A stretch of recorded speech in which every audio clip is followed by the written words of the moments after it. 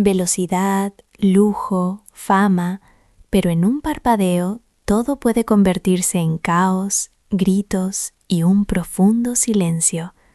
No es una película, sino la vida real que nos rodea. Estrellas que una vez brillaron más intensamente que el sol, se encontraron aplastadas por el destino, atrapadas entre acero y asfalto. En este relato, exploraremos las muertes más inquietantes de celebridades, ocurridas dentro de un automóvil, bajo circunstancias totalmente fuera de control. Paul Walker. Era un día cualquiera, una apacible mañana de sábado en Los Ángeles. Paul Walker, el cautivador actor de 40 años, conocido mundialmente por su icónico papel como Brian O'Connor en la emocionante saga de Rápidos y Furiosos, estaba en compañía de su madre y su hija de 15 años, Meadow. Su objetivo, encontrar el árbol adecuado para Navidad. Una escena familiar cálida, casi ideal, pero una llamada inesperada alteró su destino. Paul había olvidado que tenía un evento benéfico programado para ese día. Se despidió con una sonrisa, sin tener ni idea de que sería la última vez que vería a su querida hija. Se subió a un Porsche Carrera GT de 2005 junto a su amigo Roger Rodas, quien era un piloto profesional y dueño del taller donde se llevaría a cabo el evento. Pocos minutos después, el rugido poderoso del motor rompió la tranquilidad del aire. El coche, una bestia difícil de dominar, incluso para los expertos, se lanzó con furia por las calles de Santa Clarita. La velocidad alcanzó los 160 kilómetros por hora, y entonces todo se desmoronó. El vehículo perdió el control, golpeó la acera, se estrelló contra un árbol, después chocó con un poste de luz y finalmente estalló en llamas. Los testigos, horrorizados, corrieron. Algunos intentaron abrir las puertas, otros gritaban en desesperación, pero era muy tarde para cualquier salvación.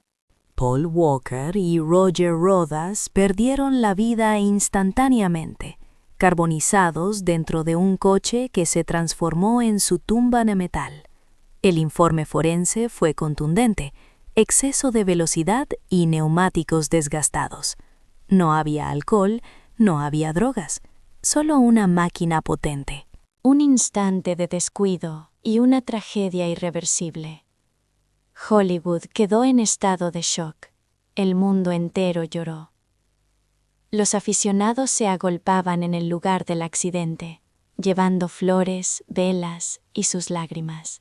Su hija Meadow, completamente devastada, demandó a Porsche por la peligrosidad del vehículo. El caso se resolvió en privado, lejos de los ojos del público. Pero nada de eso podría devolverle la vida. La producción de Furious 7 se detuvo. Sus hermanos tomaron su lugar en escenas clave para poder finalizar la película. Y en la pantalla grande, Paul Walker recibió una despedida conmovedora al son del tema See You Again, una despedida que hasta el día de hoy sigue rompiendo corazones en todo el mundo. James Dean tenía 24 años.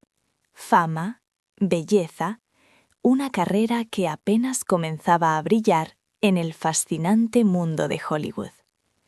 James Dean no era solo un actor. Él representaba el espíritu rebelde de toda una generación. Pero su amor por la velocidad era tan intenso como su innegable talento. Y un día, esa pasión lo empujó directamente hacia el abismo. 30 de septiembre de 1955. Dean decidió no remolcar su nuevo Porsche 550 Spyder en dirección a una carrera en Salinas, California. Quería conducirlo, sentirlo, experimentar su potencia en el asfalto. Lo apodó Little Bastard, un nombre que parecía advertir de su trágico destino. Junto a él, su mecánico Rolf Batterich. Detrás, un auto de apoyo con un fotógrafo y un conductor profesional. La caravana avanzaba hacia el oeste. En la ruta 99, a las 3:30 de la tarde, la policía detuvo a Dean por exceso de velocidad. Él sonrió, firmó la multa y continuó su camino. A las 5:45 de la tarde, todo llegó a su fin. Un Ford Tudor de 1950, conducido por Donald Turnipseed, giró inesperadamente a la izquierda, directamente en la trayectoria del Porsche. Dean intentó esquivar, pero era demasiado tarde. El impacto fue devastador. El Little Bastard salió volando, girando en el aire como una lata de aluminio, antes de estrellarse contra una zanja. Cuando la policía llegó, James Dean aún respiraba tenuemente. Tenía el cuello roto y múltiples fracturas. Fue transportado al hospital de Paso Robles. Pero a las 6:20 de la tarde, el corazón del rebelde dejó de latir. Turnipseed sobrevivió con heridas menores. El mecánico fue expulsado del auto, con graves lesiones, pero afortunadamente todavía con vida. Solo Dean perdió su vida. Un mes después, se estrenó Rebel Without a Cause. El mundo entero vio a James en pantalla, vibrante, desafiante y lleno de vida, sin saber que era su despedida final. El mito estaba completo. La estrella falleció joven, hermosa, trágica, y el Little Bastard se convirtió en una leyenda, envuelta en rumores sobre maldiciones, accidentes y la muerte. Jayne Mansfield. Era la noche del 29 de junio de 1967. Jayne Mansfield, un símbolo sexual de los años 50 y 60, todavía recorría América, trabajando en shows nocturnos. Sus días de esplendor en Hollywood ya no brillaban con la misma intensidad, pero su nombre aún suscitaba titulares. Dondequiera que iba, provocaba suspiros, escándalos y ahora también la muerte. Aquella noche, Jane viajaba en un Buick Electra junto a su novio Sam Brody, su chofer Ronnie Harrison y 3 de sus pequeños hijos, que dormían en el asiento trasero, rodeados de varios chihuahuas. Su destino, Nueva Orleans, el peligro oculto. La carretera US 90 estaba envuelta en una densa niebla, provocada por un camión que esparcía insecticida, mezclada con la bruma natural del pantano. La visibilidad se redujo a casi nada, y la velocidad era excesiva, alcanzando los 130 kilómetros por hora. Y entonces ocurrió lo inevitable. El Buick chocó de lleno contra la parte trasera del camión. No hubo tiempo para reaccionar. El estruendo fue aterrador. Mansfield, Brody y el chofer murieron al instante. Los niños, milagrosamente, lograron sobrevivir, pero lo que quedó fue un rumor, una sombra enfermiza que cruzó las décadas. Jayne Mansfield fue decapitada. Una peluca rubia quedó atrapada en el parabrisas, como un recuerdo inquietante de aquella tragedia. Los medios amarillistas no tardaron en lanzar titulares escalofriantes, pero el forense rápidamente lo desmintió. Fue un trauma craneal severo. No hubo decapitación, a pesar de lo que todos pensaban. Sin embargo, la verdad médica no logró detener la leyenda, y algo más quedó para siempre. El horror de su muerte provocó una reforma histórica en la seguridad vial. Nacieron las Mansfield Bars.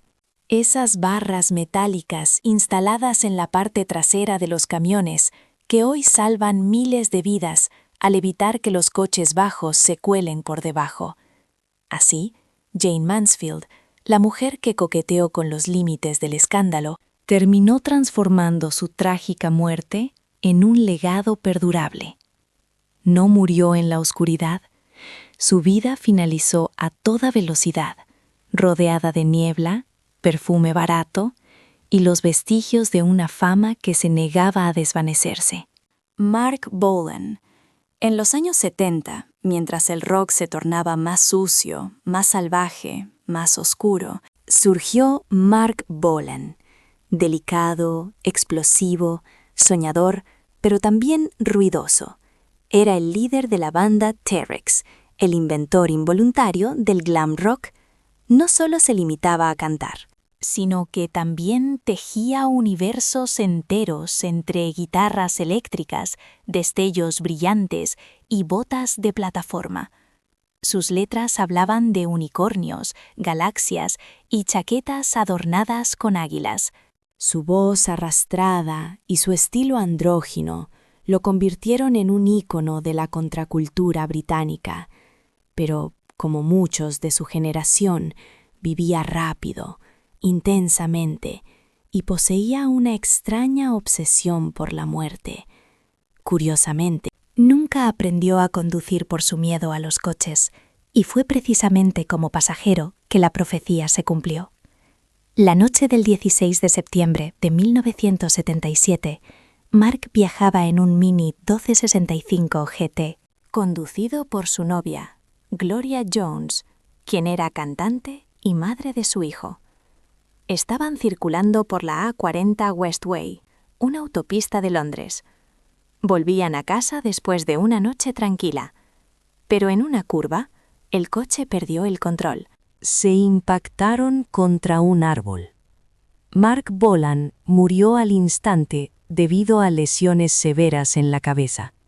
Solo tenía 29 años. Gloria sobrevivió con graves heridas. En cuestión de segundos, el mundo se despidió de uno de sus espíritus más extravagantes.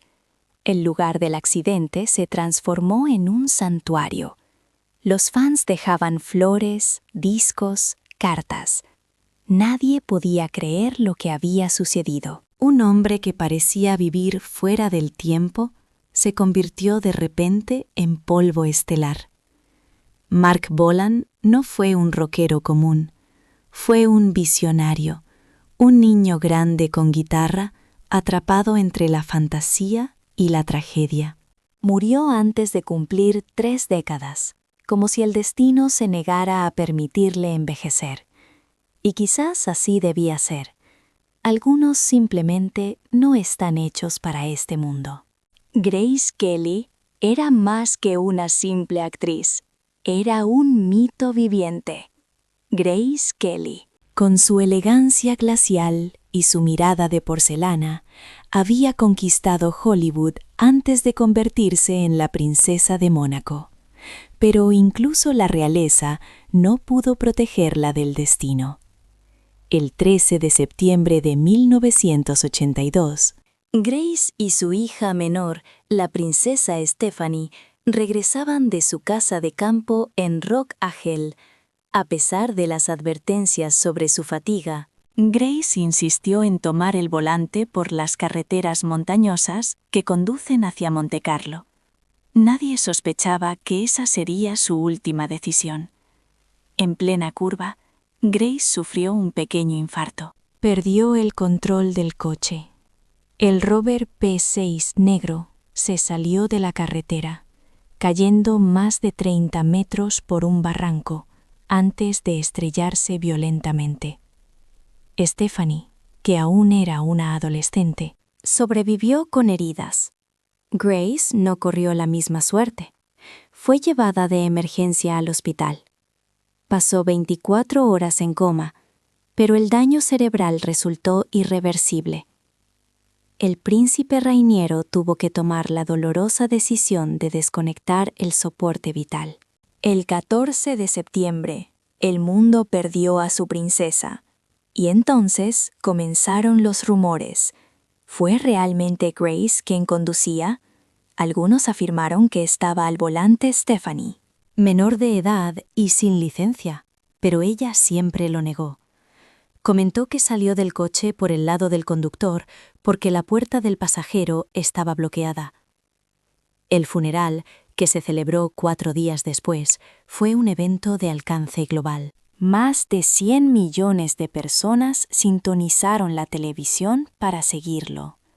Monarcas, estrellas de cine, políticos, todos acudieron para despedir a la mujer que cruzó la pantalla para convertirse en una leyenda. Brandon Del Wild. En 1953, un niño de 11 años logró robarse el corazón de todo Estados Unidos con solo una frase: Shane vuelve. Esa fue la voz de Brandon Del Wild interpretando al pequeño Joey en el western clásico Shane. Su actuación fue tan honesta, tan emocional, que le valió una nominación al Oscar siendo apenas un niño. Era encantador, brillante, y estaba destinado a la grandeza. Brandon no fue una estrella fugaz. Durante su adolescencia, trabajó incansablemente en cine, teatro y televisión. Tenía una madurez inusual para su edad, una tristeza dulce en sus ojos, como si ya supiera que no llegaría demasiado lejos. Participó en películas como History Breaks y episodios de The Twilight Zone, siempre mostrando una sensibilidad que pocos actores adultos podían igualar. Pero en los años 70, su fulgor empezaba a desvanecerse. Hollywood estaba cambiando. Las drogas, la fama prematura y las exigencias del medio comenzaban a pesar sobre él. Aún así, Brandon nunca se rindió. Continuó actuando, continuó soñando, hasta aquella fatídica noche. El 6 de julio de 1972, Brandon estaba al volante en Denver, Colorado. Tenía 30 años de edad. Se dirigía a un encuentro con amigos músicos. Nadie sabe con certeza lo que ocurrió. Quizás distracción, tal vez un estado de fatiga, pero perdió el control del vehículo. Su auto colisionó con fuerza contra una barandilla metálica. El impacto fue devastador. Brandon falleció antes de llegar al hospital. Así de sencillo, así de cruel. El niño que en su momento clamó por su héroe en la pantalla ya no regresaría. No habría una segunda oportunidad, ni un final feliz inesperado. Únicamente una vida abruptamente truncada y una industria que lamentó la pérdida de uno de sus actores más genuinos.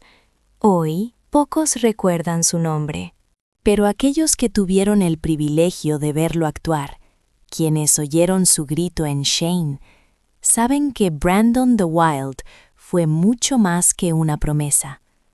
Fue una verdad corta, radiante y dolorosamente efímera.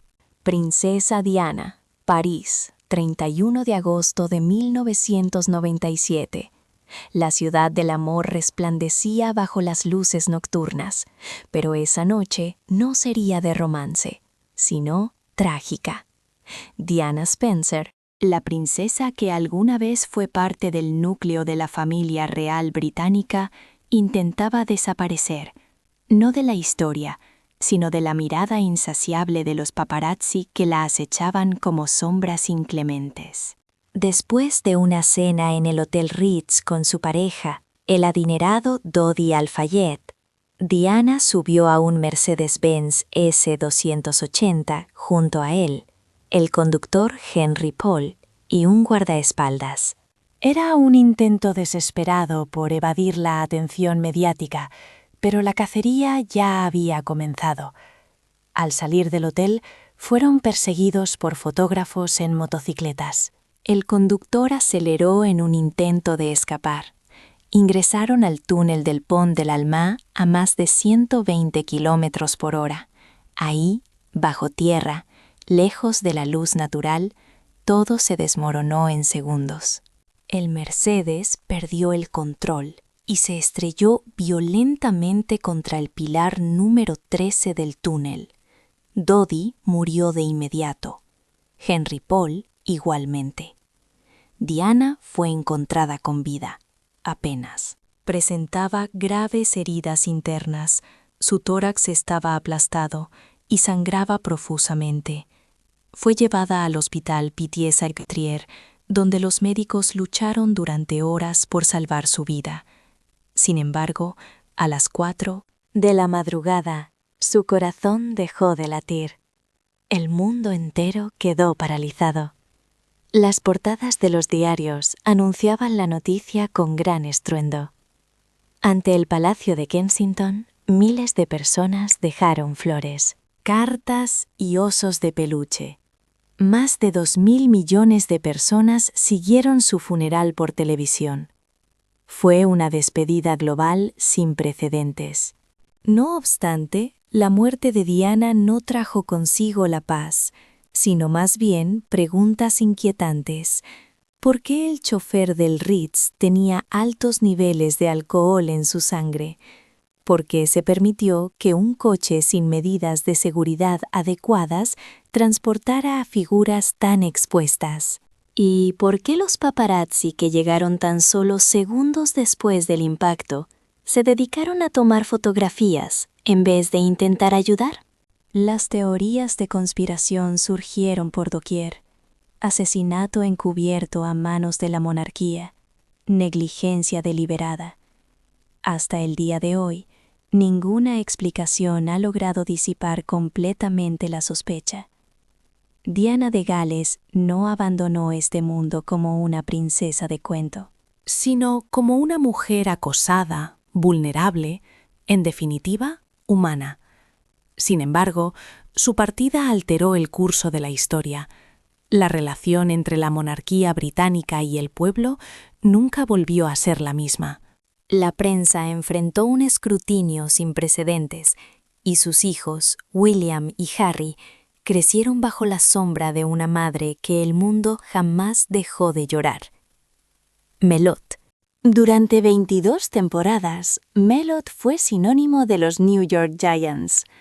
Aunque de estatura pequeña, su impacto con el bate era gigantesco. Su swing zurdo, singular y elegante, lanzaba pelotas fuera del estadio con una facilidad asombrosa. Fue el primer jugador de la Liga Nacional en alcanzar los 500 jonrones y todavía hoy es recordado como uno de los bateadores más temidos de todos los tiempos. Ott no solo era una máquina de hits, sino también un líder, capitán, luego manager y finalmente leyenda. Su apodo, Master Melvin, reflejaba su carácter reservado, casi tímido, que contrastaba con su feroz presencia en el plato. En 1951 fue consagrado en el Salón de la Fama del Béisbol. Para muchos, su lugar en la historia era indiscutible. Sin embargo, la historia no siempre respeta a sus héroes. La noche del 21 de octubre de 1958, Melot manejaba por las calles del Bronx de Nueva York. Nadie imaginaba que un simple viaje en coche pudiera poner fin a una vida tan extraordinaria. En un instante, perdió el control del vehículo. El auto se salió de la carretera y se estrelló brutalmente contra un poste. Murió al instante. Tenía 49 años. La noticia sacudió al mundo del deporte. Un ídolo que había sobrevivido décadas en la liga, que había enfrentado a los mejores lanzadores y había salido ileso, fue derrotado por el asfalto.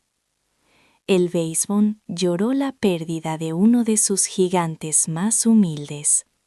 Las gradas se llenaron de silencio. El número 4 de los Giants ya no volvería a tomar su posición. Melot fue enterrado en Luisiana, lejos del clamor de los estadios.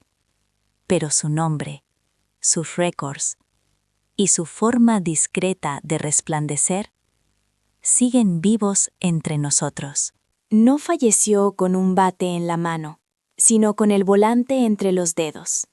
Y eso Esa fragilidad inesperada fue lo que se convirtió en su legado más humano.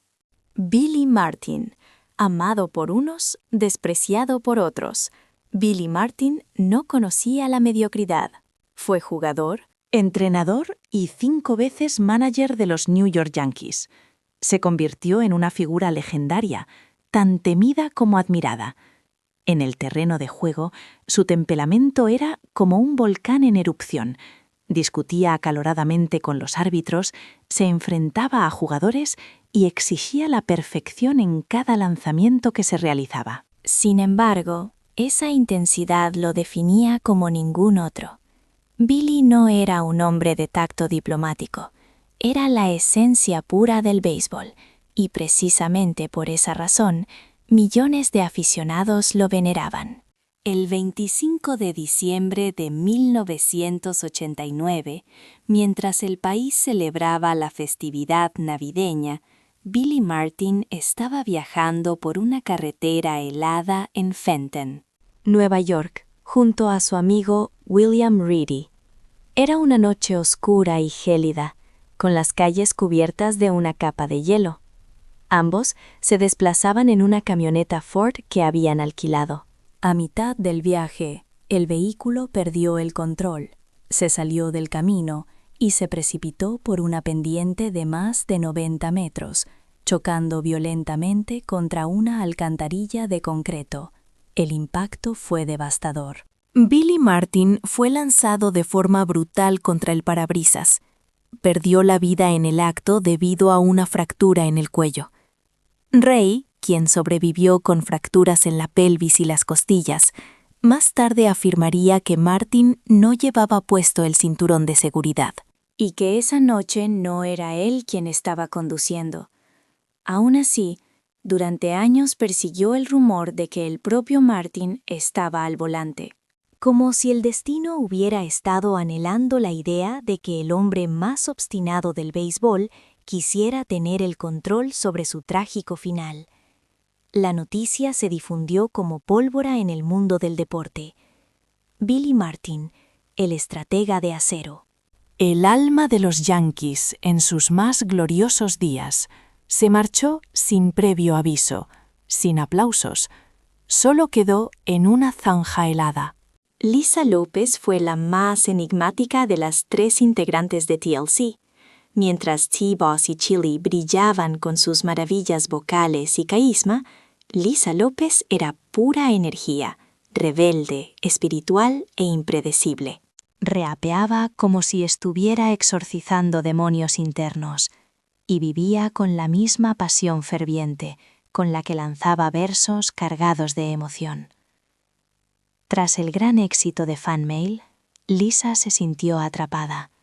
Buscaba liberarse, redescubrirse, así que decidió escapar. Viajó a Honduras, un país que consideraba sagrado.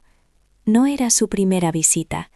Tenía allí una casa, un verdadero santuario, pero esta vez sentía que algo era diferente. En abril de 2002, llegó acompañada de amigos, familiares y un equipo de documentalistas. Documentaba su propio viaje espiritual. Visitaba comunidades garífunas.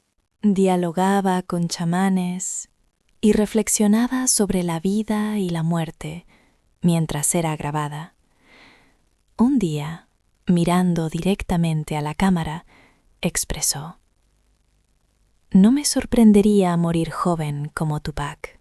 El 25 de abril, mientras conducía una camioneta Mitsubishi en una carretera rural, Lisa intentó esquivar otro vehículo que se interpuso en su camino. El coche perdió el control, chocó contra 2 árboles y giró violentamente. En el vehículo viajaban 8 personas, y solo una falleció. Lisa sufrió un traumatismo craneal fatal. Tenía 30 años. El accidente fue parcialmente grabado por las propias cámaras del documental.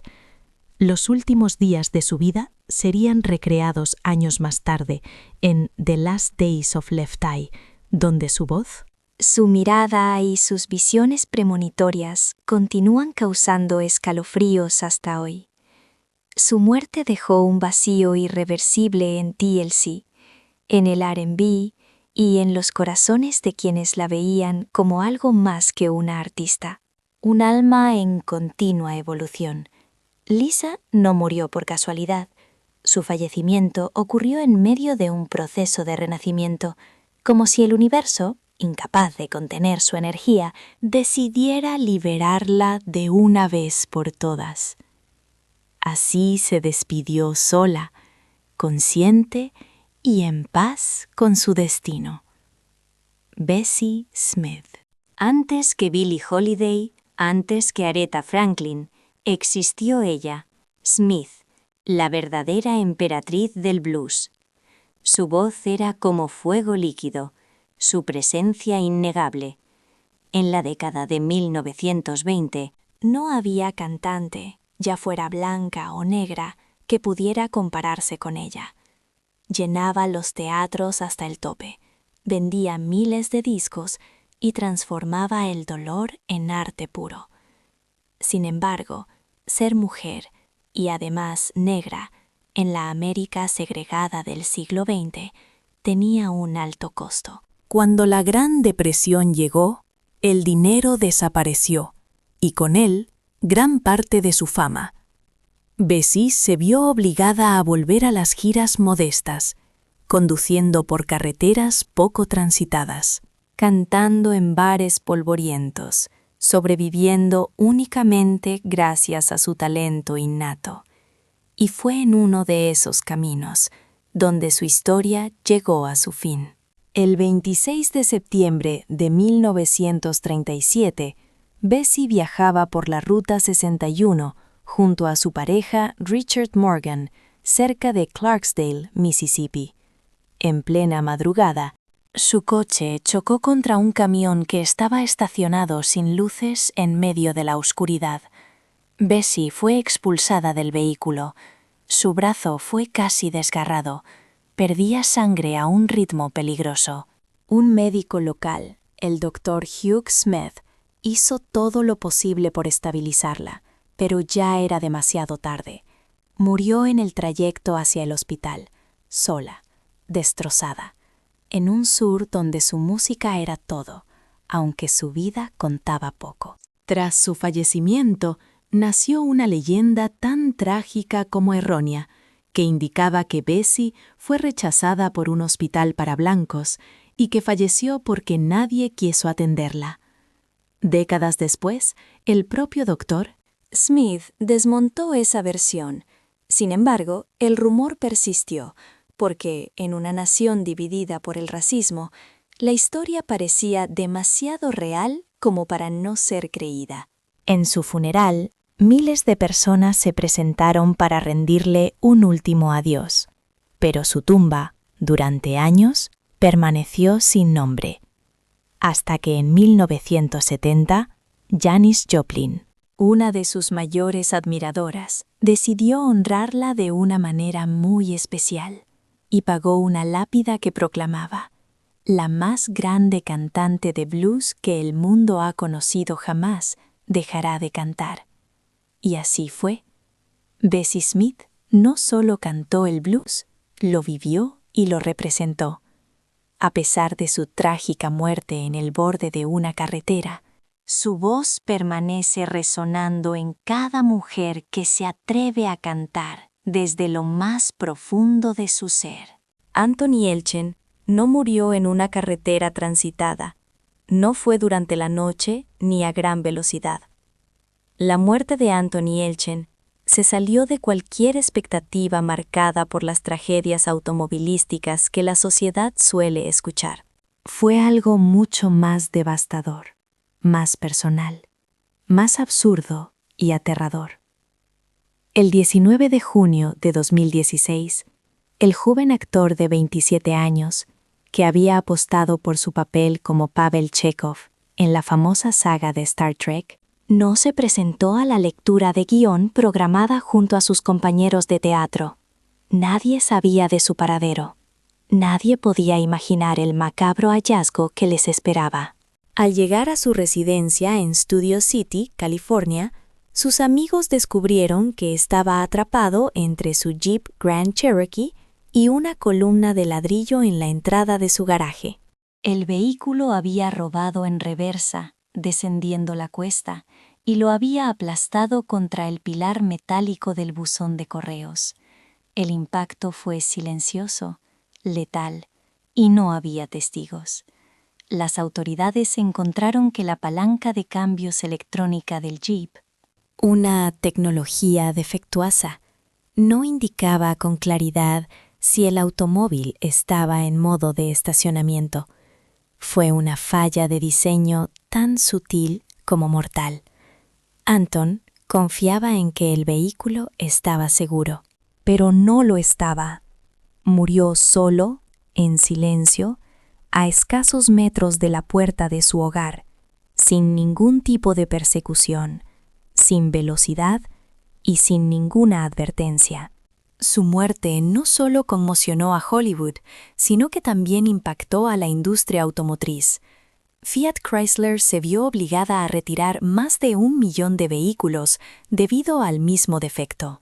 La familia de Anton decidió presentar una demanda, y en 2018 llegaron a un acuerdo confidencial. Pero eso no trajo de vuelta al joven y brillante actor, que había dado vida a Chekhov con un gran corazón y una nostálgica sonrisa. Anton Yelchin no falleció como una estrella fugaz. Murió como un hombre atrapado en el tiempo por una máquina que nunca debió moverse. Y en esa quietud, en esa imagen congelada de un actor que se encontraba entre acero y concreto, reside para siempre el recuerdo de un talento desgarradoramente interrumpido. Sam Kinison. Si existiera un micrófono en el infierno, Sam Kinison lo habría conquistado. De pastor evangelista a comediante maldito, Sam no hablaba, gritaba. Sus rutinas eran agresivas, contundentes y extremadamente hilarantes. Cuestionaba la religión, el sexo, la política y muchas veces a sí mismo. Durante los años 80, su voz rasposa y su estilo desenfrenado lo catapultaron como un ícono del stand-up estadounidense. Pero detrás de sus gritos había un hombre marcado por el abuso, la adicción y una búsqueda de redención a medias. Kinison vivía al borde del abismo, como si cada actuación pudiera ser la última. El 10 de abril de 1992, Sam viajaba con su esposa recién casada hacia John, Nevada, donde tenía programado un espectáculo. Solo habían celebrado su matrimonio 6 días antes. Era un nuevo comienzo lleno de promesas. La carretera desértica se extendía apacible ante él. Los rayos del sol se ponían y el futuro parecía ser ilimitado. Entonces, de repente, un pick-up rojo, conducido por un joven de 17 años, quien no tenía licencia y estaba intoxicado, invadió el carril opuesto y chocó de frente con el vehículo de Sam. El impacto fue devastador. Kinison no llevaba puesto el cinturón de seguridad. Fue proyectado contra el parabrisas. Quedó tendido en el asfalto, sangrando mientras su esposa clamaba por ayuda. Unos minutos antes de fallecer, según testigos, Sam abrió los ojos y murmuró algo que no se entendía. Luego, con voz baja, expresó: No quiero morir. ¿Por qué ahora? Y después, en un último suspiro: Está bien, está bien. Se apagó a la edad de 38 años. Una voz que nunca pidió permiso para ser escuchada finalmente se apagó. El joven responsable del accidente fue condenado, pero fue liberado tras cumplir solo una breve condena. El mundo del humor lloró, no por la dulzura que nunca tuvo, sino por su autenticidad, por su honestidad desgarradora y brillante. Angie Stone. Angie Stone había tejido una vida llena de armonías. A lo largo de los años, dejó una huella indeleble en el panorama musical. Fue una pionera del hip hop femenino, el alma del neo soul, y poseedora de una voz capaz de transformar cualquier tristeza en belleza. Su música trascendió décadas, géneros y generaciones, y sin embargo, ni su extraordinaria voz ni su legado pudieron protegerla del destino que le aguardaba.